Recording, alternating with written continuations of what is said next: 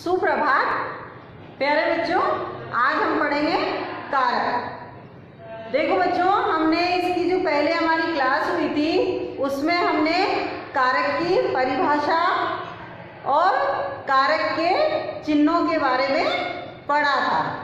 ठीक है बच्चों, अब हम इससे आगे पढ़ेंगे कि कारक के जो चिन्ह होते हैं वो कैसे लगाए जाते हैं, उनका उदाहरण क्या होता है और उनका प्रयोग कैसे हम करते हैं। ठीक है बच्चों, तो सबसे पहला जो हमारा कारक था वो था कर्ता कारक। कर्ता कारक में हमने जो चिन्ह पढ़ा था वो क्या था? कर्ता ने।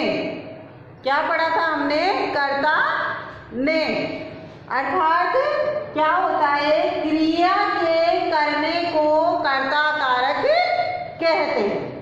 किसको कहते हैं कर्ता कारक? जो क्रिया को करता है, जो काम को करता है, जो कार्य को करता है, उसे क्या कहते हैं? कर्ता कारक। जैसे इसका उदाहरण है, पिताजी ने पत्र लिखा। देखो बच्चों, इस लाइन में आपको कर्ता ने चिन्ह मिला ना, ने। तो पिताजी ने पत्र लिखा, ने हमें यहाँ पर मिल गया, कर्ता ने। तो इसमें कौन सा कारक होगा? कर्ता कारक। कौन सा कारक होगा इसमें? कर्ता कारक। जो कार्य को करता है वो ही कर्ता होता है। ठीक है। दूसरा कारक है हमारा कर्म कारक। दूसरा जो हमारा कारक है वो कौन सा आता है बच्चों? कर्म कारक। कर्म कारक कौन होता है? जिसका क्रिया पर फल पड़े, मतलब जिसके द्वारा जो क्रिया की जाए उस पर उसका फल पड़ता है। जैसे उदाहरण है इसका, माली पौधे लगाता है। कौन लगा रहा है पौधे? माली। माली क्या है इसका? कर्ता। जो कार्य को कर रहा है वो करता है। पौधे लगाता है, पौधे जो लगा रहा है वो क्या है? उसका कर्म है। पौधे लगाना क्या है? उसका कर्म है। ये क्या है? कर्म कारक। ठीक है बच्चों, यहाँ तक समझ में आया होगा आपको।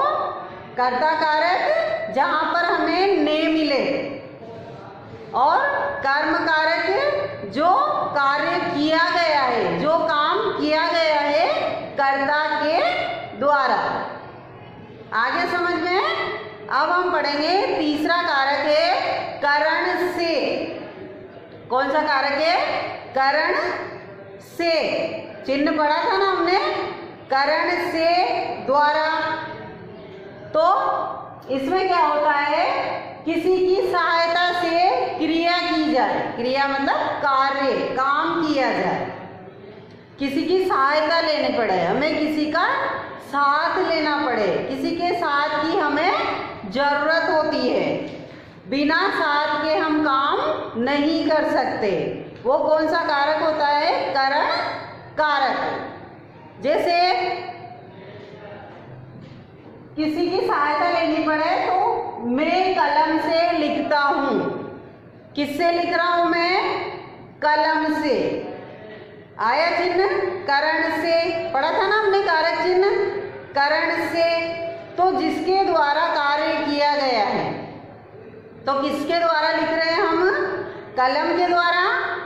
तो कलम से जो है वो कौन सा कारक है? करण कारक। फिर इसमें दूसरा उदाहरण है, जैसे अध्यापिका श्याम पट पर लिखती है। अध्यापिका जो है वो किस पर लिख रही है? श्याम पट पर। बिना श्याम पट की सहायता से वह नहीं लिख सकती। बच्चों को अगर पढ़ाएगी तो ब्लैक बोर्ड पर लिखेगी, तभी पढ़ा सकती है। तो इसमें भी कौन सा कारक हुआ? करण कारक। ठीक है बच्चों, अब इसके आगे नंबर 4 कारक है हमारा संप्रदान के लिए। क्या कारक चिन्ह होता है संप्रदान का? के लिए। इसमें क्या होता है? संप्रदान के लिए जिसके लिए कर्ता कार्य करता है। इसमें क्या होता है, जिसके लिए कर्ता कार्य करता है, मतलब जिसके लिए हम काम करते हैं। कर्ता मतलब जो कार्य को करता है वो करता है, और जिसके लिए कर रहा है वो संप्रदान है। तो जैसे राम अपनी बहन के लिए गुड़िया लाया, राम कौन है इसमें, कर्ता है, और गुड़िया किसके लिए लाया, वो बहन के लिए। तो ये क्या हुआ इसमें, संप्रदान कारक। जिसके लिए कार्य किया जाता है वो होता है संप्रदान कारक के लिए। जिसके लिए काम किया जाता है या कार्य किया जाता है वो कहलाता है संप्रदान कारक। ठीक है बच्चों। उसके बाद है नंबर 5 अपादान कारक। अपादान कारक में क्या होता है, अलग होता है। वस्तु किसी चीज से अलग होती है, एक वस्तु का दूसरी वस्तु से अलग होना। पृथक होना मतलब अलग होना, एक का दूसरे से अलग होना, वो क्या होता है, अपादान कारक। और अपादान कारक का जो हमने चिन्ह पढ़ा था वो था पृथक या अलग होना। तो इसमें जैसे घोड़े से बच्चा गिरता है या बच्चा घोड़े से गिरता है, तो बच्चा कहाँ से गिर रहा है, घोड़े से। बच्चा घोड़े से गिर रहा है तो वो क्या हुआ, अपादान कारक, जिससे अलग हो रहा है। जिससे अलग हो रहा है उसमें अपादान कारक होता है पंचमी विभक्ति। तो वो अपादान कारक होता है 5वां नंबर। ठीक है, जिससे अलग हो रहा है। जैसे पेड़ से पत्ता गिरता है तो कहाँ से गिरा पत्ता, पेड़ से गिरा, तो पेड़ में कौन सा कारक होगा, अपादान कारक। ठीक है। नंबर 6 है हमारा कारक संबंध कारक। नंबर 6 कौन सा है बच्चों, संबंध कारक। संबंध से ही पता चल रहा है कि दोनों का संबंध बताता है आपस में, कि इनके बीच क्या संबंध है, दोनों को जोड़ता है। जैसे संबंध कारक में यह घर सीमा का है, यह जो घर है वो किसका है, सीमा का। तो घर का और सीमा का संबंध हुआ नहीं हुआ, दोनों मिले नहीं मिले, दोनों जुड़ते हैं ना आपस में। सीमा और घर का एक संबंध हो गया कि बस यह जो घर है वो सिर्फ सीमा का ही है, औरों का नहीं है। दोनों का संबंध हो गया, दोनों आपस में जुड़े हुए हैं। ठीक है बच्चों। इसके आगे है हमारा नंबर 7 कारक अधिकरण कारक। कौन सा कारक है, नंबर 7 अधिकरण कारक। ये कारक क्या होता है, इसका जो चिन्ह होता है वो होता है में पर। क्या चिन्ह होता है इसका, में पर। इसमें क्या होता है, क्रिया के आधार पर स्थिति का बोध होता है। जो क्रिया है हमारी पीछे, जैसे जाता है, खाता है, पीता है, रोता है, हंसता है, ये सब क्या है, क्रियाएं हैं। तो इन क्रियाओं के आधार पर हमें पता चलता है, इसकी स्थिति के अनुसार पता चलता है कि इसमें कौन सा कारक है।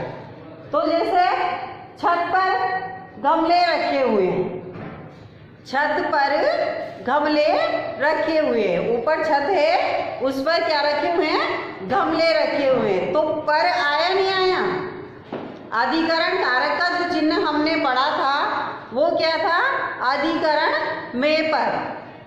तो छत पर, कहाँ पर रखे हैं गमले, छत पर।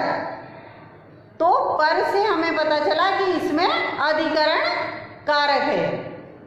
ठीक है, आया समझ में। इसके बाद है नंबर 8 कारक है हमारा संबोधन कारक।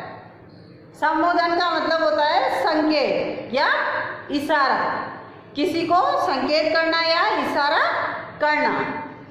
जैसे हम बोलते हैं हे राम, बोलते हैं तो ये क्या हुआ, हमारा संकेत हुआ।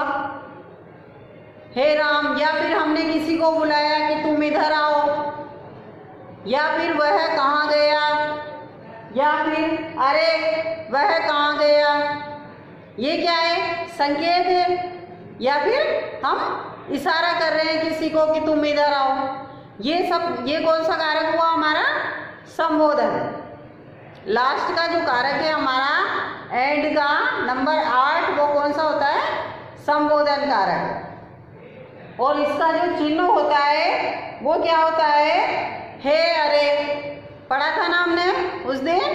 तो हे अरे जो शब्द होते हैं वो क्या है? हमें संकेत या इशारा करना बताते हैं। ठीक है बच्चों, आपको यह समझ में आया होगा, कारक का पाठ अच्छे से समझ में आया होगा। ठीक है।